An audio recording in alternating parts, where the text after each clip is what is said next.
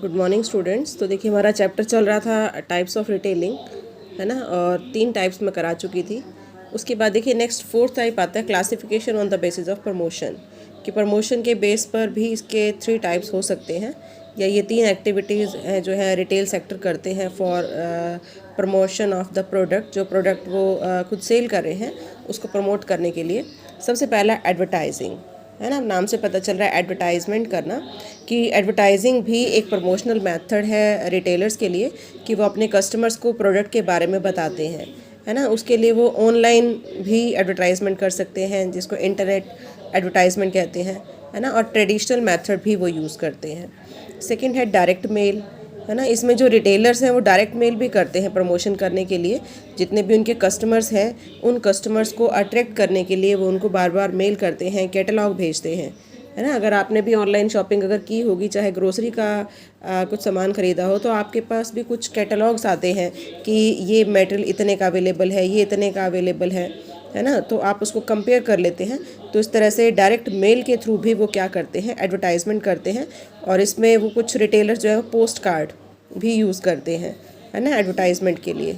और इसी तरीके से तीसरा मेथड जो वो यूज़ करते हैं वो क्या है, पर्सनल सेलिंग, कि कई बार जो रिटेलर्स हैं वो होम टू होम जाकर, घर घर जाकर अपने प्रोडक्ट को सेल करते हैं, और सेल करें या ना करें बट उनका डेमो देते हैं, है ना। डेमो देते हैं जिससे कि उनके प्रोडक्ट की एडवर्टाइजमेंट होती है।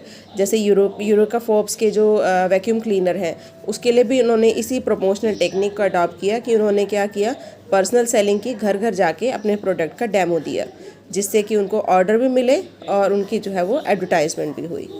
तो ये कुछ है on the basis of promotion. उसके बाद देखिए नेक्स्ट आता है classification on the basis of distribution, कि डिस्ट्रीब्यूशन के बेस पर भी जो रिटेल स्टोर हैं वो अलग अलग तरीके के हो सकते हैं, डिफरेंट फॉर्मेट हो सकते हैं फिज़िकल लोकेशन के अकॉर्डिंग, या जो सर्विसेज वो प्रोवाइड कर रहे हैं, है ना। जो स्टोर्स उनके हैं, जिस तरीके के उनके पास स्टोर हैं, उनकी लोकेशन के अकॉर्डिंग भी क्लासिफिकेशन हो सकता है। सबसे पहला देखो स्टोर बेस्ड सेलिंग। ये एक ऐसा जो है वो रिटेल स्टोर है जहाँ पर फिज़िकली उनके रिटेल आउटलेट्स होते हैं, है ना। आपको कुछ भी अगर परचेज़ करना है तो आप वहाँ जाकर उस आउटलेट से, उस शॉप से आप अपना परचेज़ कर सकते हैं। उसमें सबसे पहला आता है स्टैंड अलोन। अब देखो स्टैंड अलोन खुद में पता चल रहा है अकेला खड़ा है ना, स्टैंड अलोन। तो इट मीन्स ये है कि ऐसी शॉप्स जो सिंगल शॉप्स होती हैं, जिनके आसपास कोई ऐसा ज़रूरी नहीं है कि आसपास भी शॉप हो या मार्केट हो, है ना, लेकिन उनके ऑनर भी इंडिविजुअल ही होते हैं, ग्रुप नहीं होता। छोटे छोटे जो स्टोर्स होते हैं उसको हम कहते हैं स्टैंड अलोन। तो these stores do not have any other retail outlet connected to it, कि उससे मिलता जुलता कोई और जो है वो आउटलेट नहीं होता, कोई रिटेल स्टोर नहीं होता। जैसे आपकी गली में कोई दवाई की शॉप है, फार्मेसी की कोई शॉप है ना, मेडिकल स्टोर है, या कोई ग्रोसरी आइटम की शॉप है, वो इसका बहुत अच्छा एग्जांपल है स्टैंड अलोन का। कि जो आपके रेजिडेंशियल एरिया में जो जितने भी स्टोर लोकेटेड हैं, जहाँ से आप इजीली अपने गुड्स परचेज़ कर सकते हो, और ये होम डिलीवरी भी ऑफ़र कर देते हैं, है ना। तो यहाँ पर जनरली जो कस्टमर परचेज़ करते हैं वो मिडिल क्लास के या अपर क्लास के होते हैं। उसके बाद सेकेंड आता है स्ट्रिप शॉपिंग सेंटर। अब ये स्ट्रिप शॉपिंग सेंटर क्या है, कि जहाँ पर 2 या 3 जो शॉप्स होती हैं वो इकट्ठी होती हैं, रिटेल स्टोर इकट्ठे होते हैं और एक दूसरे से फिज़िकली कनेक्टेड होते हैं। तो कुछ सर्विसेज भी हैं जो वो कॉमनली यूज़ कर रहे होते हैं, जिसके लिए वो जॉइंटली पे कर रहे होते हैं। जैसे जिनकी पार्किंग भी कॉमन होती है, या कोई गेट कीपर है वो भी कॉमन है। तो इस तरह से कुछ शॉप्स जब इकट्ठी होती हैं और वो कंज्यूमर्स को सर्विसेज प्रोवाइड करते हैं, तो उसको हम कहते हैं स्ट्रिप शॉपिंग सेंटर। नेक्स्ट है शॉपिंग एरिया, कि कई बार क्या होता है कुछ शॉपिंग एरिया ही बना दिए जाते हैं, वहाँ बहुत सारी शॉप्स होती हैं, डिस्ट्रिक्ट शॉप्स जिसको हम कहते हैं, सिटी मॉल भी कह सकते हो, कि जैसे सिटी मॉल है उसमें बहुत सारी शॉप्स हैं, है ना। इसी गुड़गांव में एम्बियंस मॉल है जहाँ बहुत सारी शॉप्स एक साथ हैं, एक ही मॉल के अंदर है। वो शॉपिंग एरिया हो जाता है कि अगर कस्टमर्स ने कुछ परचेज़ करना है तो वहाँ जाके परचेज़ कर सकता है। कंपैरेटिवली यहाँ जो है वो रेट ज़्यादा होते हैं, है ना। तो जो पर्सन है, अपर क्लास के पर्सन, वही जाकर यहाँ पर शॉपिंग करते हैं। तो इसको हम क्या कहते हैं, शॉपिंग एरिया। और एक होता है रीजनल शॉपिंग मॉल। अब देखो नाम से पता चल रहा है रीजनल, कि जब बड़े बड़े शहर में ना होकर छोटे छोटे एरिया में भी शॉपिंग मॉल खोले जाते हैं, और इसका जो मेन पर्पस होता है वही कस्टमर्स की डिमांड को पूरा करना। तो यहाँ भी कुछ सेल्फ कंटेन्ड शॉप्स होती है जो एक दूसरे से जुड़ी हुई होती हैं। तो इसमें भी कुछ सर्विसेज हैं जो कि कंबाइंड ये यूज़ करते हैं, तो इनको हम कहते हैं रीजनल शॉपिंग मॉल हैं। ये भी शॉपिंग मॉल लेकिन रीजनल। उसके बाद देखिए नेक्स्ट आता है नॉन स्टोर सेलिंग। ये तो था स्टोर बेस्ड कि आप शॉप है प्रॉपर, है ना, आप शॉपिंग मॉल है वहाँ पर जाते हैं, फिजिकली आप परचेज कर सकते हैं। सेकंड आता है नॉन स्टोर सेलिंग। ये ऐसी सेलिंग है जो जिसके लिए कोई शॉप नहीं होती, कोई आउटलेट नहीं होता, बल्कि जो सेलिंग की जाती है वो ऑनलाइन की जाती है या डायरेक्ट सेलिंग होती है। इस तरह की प्रोडक्ट जो है वो सेल किए जाते हैं। तो डिफरेंट मेथड्स हैं। सबसे पहला है ऑनलाइन सेलिंग।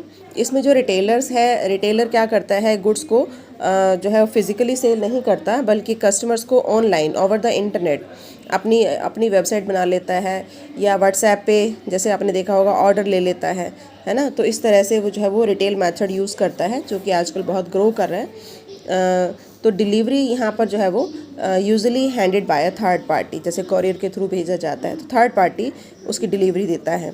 तो जो कस्टमर है अगर उसको परचेज़ करना है तो वो ऑनलाइन ही ऑर्डर करता है, उसकी पेमेंट करता है, और उसके बाद उसका जो प्रोडक्ट है उसके घर पर पहुंच जाता है। तो अमेज़ोन है, स्नैपडील है, ये बहुत अच्छे एग्जांपल हैं इसके। Second is direct marketing. अब डायरेक्ट मार्केटिंग में क्या होता है कि यहाँ भी कोई स्टोर नहीं होता, ये भी डायरेक्ट मेथड है गुड्स को बेचने का। यहाँ पर गोडाउन में जो रिटेलर है अपना सामान रख लेता है, उसकी एक लोकेशन होती है ना, लेकिन वहाँ पर वो ऑर्डर्स रिसीव करता है। वहाँ पर फिज़िकली वो कस्टमर को बुलाता नहीं है, जस्ट ऑर्डर रिसीव करता है और उनके घर पर उनको डिस्पैच कर देता है ना। तो कस्टमर्स जो है वो फिज़िकली वहाँ विज़िट नहीं करते हैं या वहाँ जाके ख़रीदते नहीं हैं, बल्कि ऑर्डर जो है वो टेलीफोन से या मेल से उनके पास भेजे जाते हैं। तो एक तरह की जैसे ये ऑनलाइन सेलिंग है, ये डायरेक्ट मार्केटिंग है कि इसमें आसपास नियर बाय गोडाउन में सामान रख लिया जाता है और फिर इसको सेल कर दिया जाता है। थर्ड आता है वेंडिंग। अब देखो वेंडिंग मशीन्स बहुत ज़्यादा यूज़ हो रही हैं, इसमें कस्टमर्स का फिज़िकली प्रेजेंट होना ज़रूरी है ना। तो वेंडिंग मशीन होती है जिसमें से कुछ निकलता है, आप कुछ उसमें डालेंगे और कुछ निकलेगा, है ना। तो इसी तरीके से जैसे एटीएम मशीन भी हमारी वेंडिंग मशीन्स हैं कि आप उसमें एटीएम कार्ड डालते हैं और उसमें से क्या निकलती है, मनी, है ना। इसी तरह से आपने देखा होगा मिल्क वैन होती है, वीटा की मिल्क वैन है कि आप उसमें कुछ मनी डालेंगे, उसके अंदर इनपुट देंगे कितना केजी आपको चाहिए, उतना फिर आप टैप से ले सकते हैं, है ना। इसी तरह से कोल्ड ड्रिंक की भी वेंडिंग मशीन्स हैं। तो ये भी एक तरीका है कि ये एक तरह से वेंडिंग मशीन जो है वो मूवेबल भी होती है, एक जगह से दूसरी जगह पर लेके जा सकते हैं।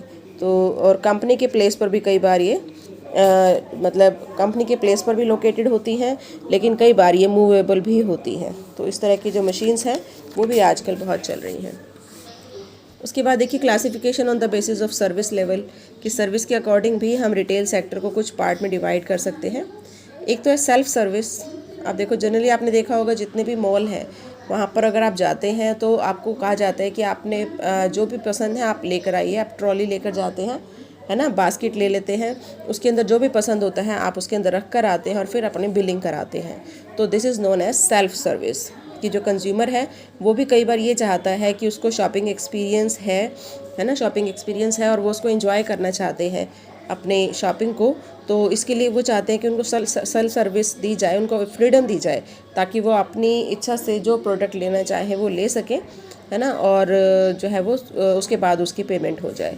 तो लेकिन कुछ पर्सन इसको जो है वो बॉदरसम भी मानते हैं, कष्ट मानते हैं इसको।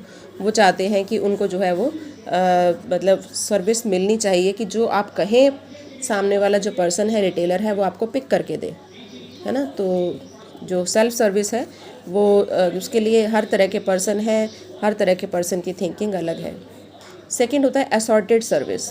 असॉर्टेड सर्विस में क्या होता है कि कुछ असिस्टेंट्स रख दिए जाते हैं, असिस्टेंट जो असिस्ट करते हैं कस्टमर्स को at the time of purchase, कि आपको कुछ परचेज़ करना है। जैसे आपने देखा होगा आप कुछ परचेज़ करने जाते हैं शॉपिंग मॉल में, तो वहाँ पर कुछ पर्सन्स घूम रहे होते हैं, है ना, जो उनके अपने वर्कर होते हैं। आपको कोई प्रॉब्लम है तो आप उनसे पूछ सकते हैं कि ये प्रोडक्ट कहाँ पर है, या इसका प्राइस टैग नहीं है, या इस तरह से।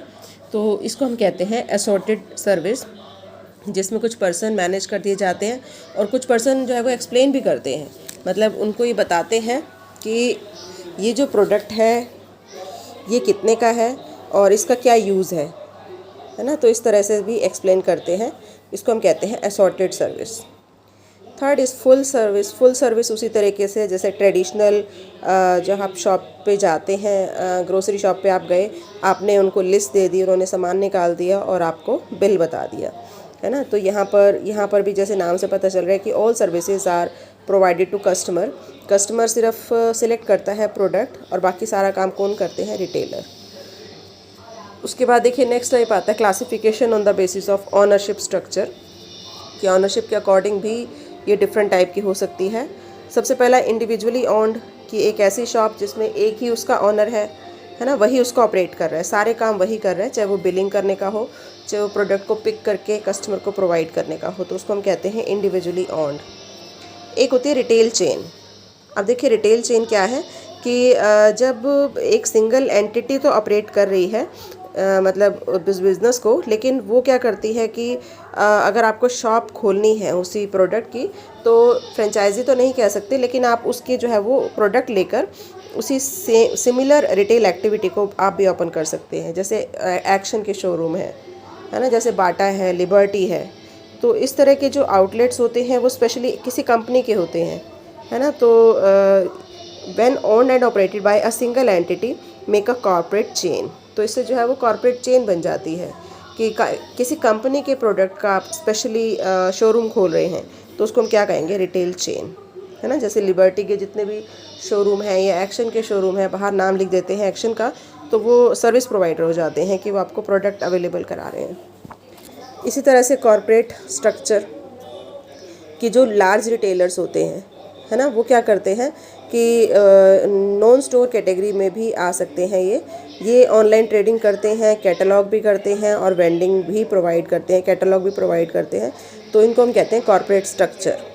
ये बड़े बड़े रिटेलर्स होते हैं, जैसे रिलायंस है, टाटा है, बिरला है ना। तो इस तरह के जो कंपनी है वो बड़ी बड़ी शॉप्स जो है वो खोलती हैं, बड़े बड़े शोरूम खोलते हैं अपने, लेकिन जनरली ये ऑनलाइन ट्रेडिंग ही करते हैं। और नेक्स्ट आता है फ्रेंचाइजिंग।